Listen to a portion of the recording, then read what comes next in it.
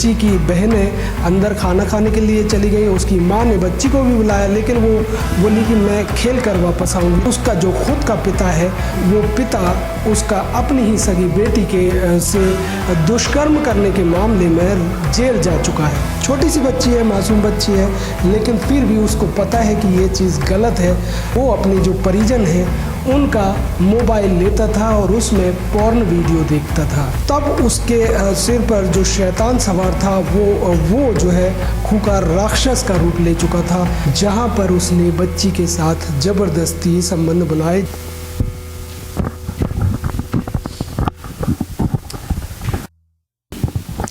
नमस्कार दोस्तों, स्वागत है आपका फोर्थ आई न्यूज़ पर। मैं सत्येंद्र सिंह हूं और आज हम जिस घटना का जिक्र कर रहे हैं वो बेहद दर्दनाक तो है ही, साथ में वो हमें दो बहुत बड़े सबक देती है, जो आप अगर ये पूरी कहानी सुनेंगे तो आपको समझ में आएंगे।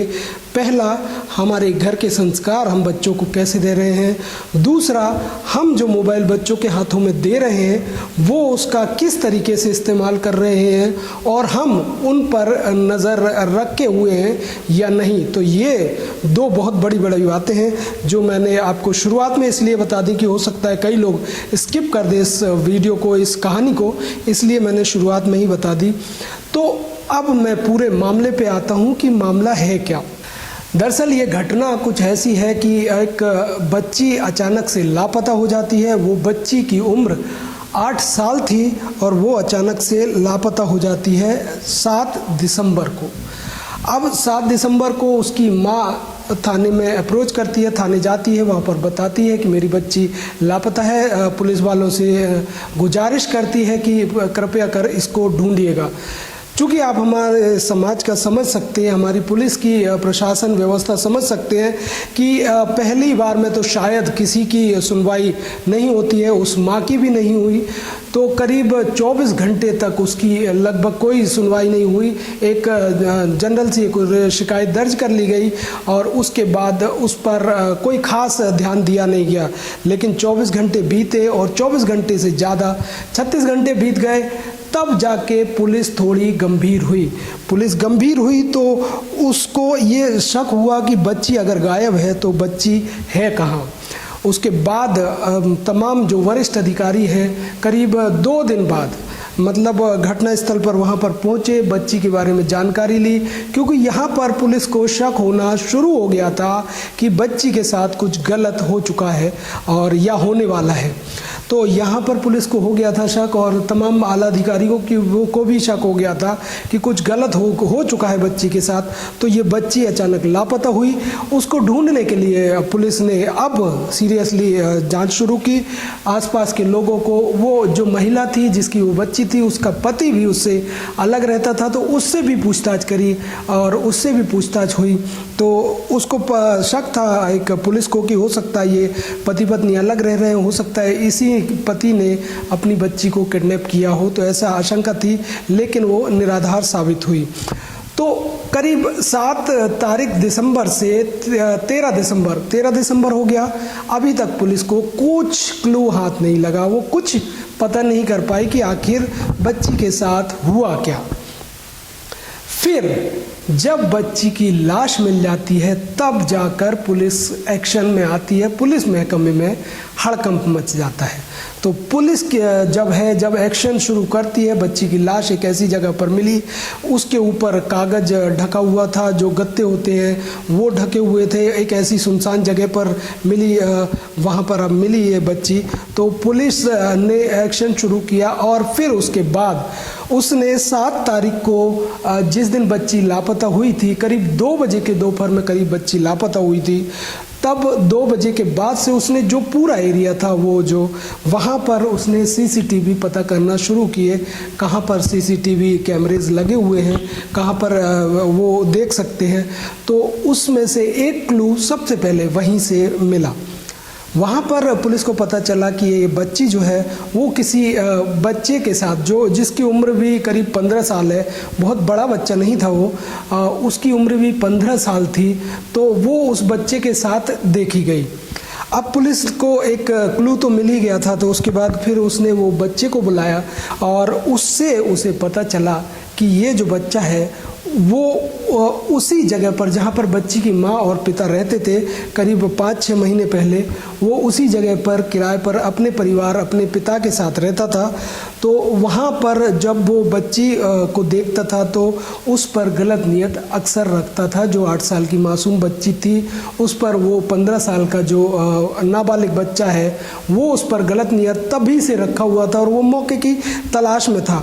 और ये मौका उसको मिला 7 तारीख को करीब 2 बजे, जब बच्ची की बहनें अंदर खाना खाने के लिए चली गई। उसकी माँ ने बच्ची को भी बुलाया, लेकिन वो बोली कि मैं खेल कर वापस आऊँगी, तो वो बच्ची वहीं पे रुक गई। इसके बाद ये मौका मिल गया उस नाबालिग आरोपी को।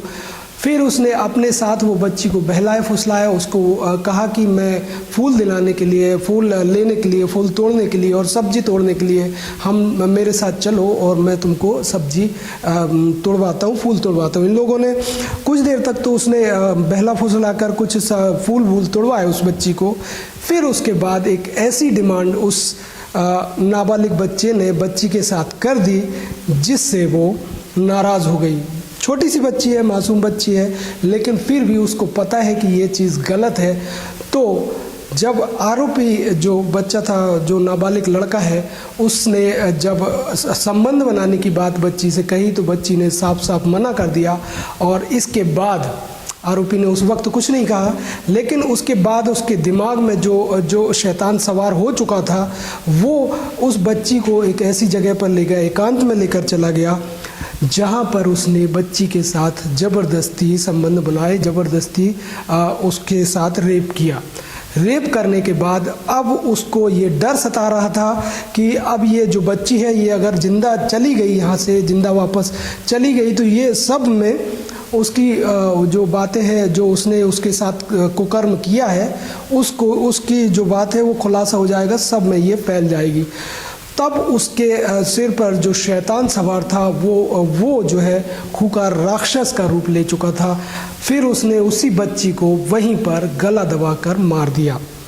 बच्ची जब उसको लग गया कि ये बच्ची पूरी तरीके से शांत हो चुकी है, ये पूरी बच्ची जो है अब इसकी सांसें नहीं हैं, तो उसने एक वार भी उसके सिर पर किया, उसके बच्ची के सिर पर पत्थर से भी वार किया, जैसा कि उसकी पोस्टमार्टम में ये सामने आया। तो बच्ची के वार भी किया, गला दबा कर के भी मारा गया, जो कि डॉक्टरों ने पुष्टि की थी। हालांकि पुलिस ने ये बाद में खुलासा किया। अब पुलिस को जब ये क्लू मिला था तो उसने उस बच्ची से, जो नाबालिग आरोपी था, उससे सारा कुछ खुलासा करा लिया। उसके बाद पुलिस ने उसको जो बाल सुधार गृह है वहाँ पर भेज दिया।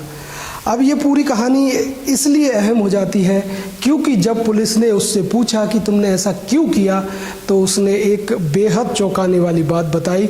उसने बात बताई कि वो अपने जो परिजन हैं उनका मोबाइल लेता था और उसमें पॉर्न वीडियो देखता था। ध्यान दीजिएगा, वो पॉर्न वीडियो देखता था और पॉर्न वीडियो देखकर उसके दिमाग में भी इस तरीके के काम करने की एक इच्छा जागृत हो गई और वो इच्छा इस अंजाम तक पहुंच गई कि एक मासूम को अपनी जान गंवानी पड़ गई।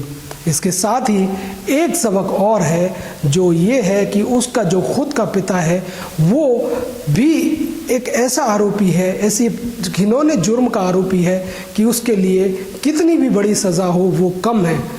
वो आरोपी, वो पिता उसका अपनी ही सगी बेटी के से दुष्कर्म करने के मामले में जेल जा चुका है और अभी कुछ ही वक्त पहले वो जेल से वापस आया है।